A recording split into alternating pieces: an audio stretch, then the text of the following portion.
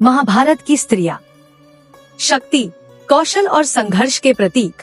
पवित्र अग्नि से प्रकट हुई द्रौपदी न किसी गर्भ से बल्कि स्वयं भाग्य से उत्पन्न।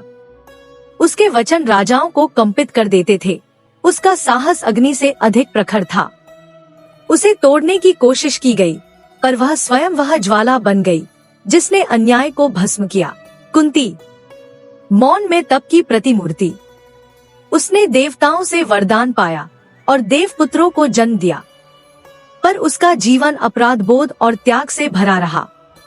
एक माँ जिसने सब कुछ खोकर भी धर्म की राह दिखाई। उसने अंधकार चुना ताकि उसका पति कभी अकेला ना रहे।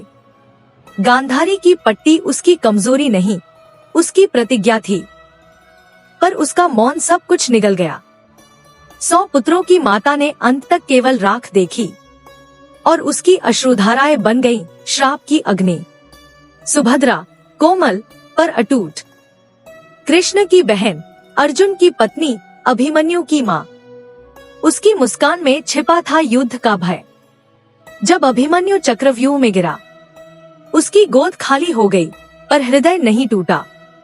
उसने आंसुओं में भी जीवन को थामा, ताकि एक दिन उसकी बहू उत्तरा उस शिशु को जन्म दे सके, जो भविष्य में कुल को पुनर्जीवित करेगा। वन की निडर स्त्री हिडिंबा, जिसने प्रेम किया भीम से और जन्म दिया एक अद्भुत बालक घटोत्कच को, जिसने अकेले पाला उसे, सिखाया युद्ध, सिखाई करुणा।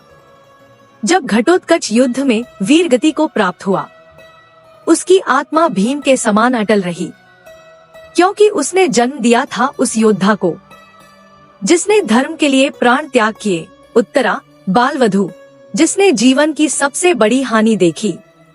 अभिमन्यु चला गया, पर उसकी कोख में पल रहा था भविष्य।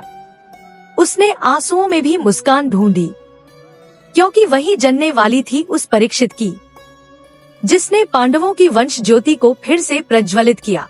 सत्यवती, मछुआ कन्या से महारानी बनी, पर अंत में देखी अपने वंश की विनाश गाथा। वही नदी जिसने उसे जन्म दिया, उसी ने बहा दी उसकी संतानों की कहानी। वह माँ जो सृष्टि भी थी और अंत भी, ये थी महाभारत की स्त्रियां।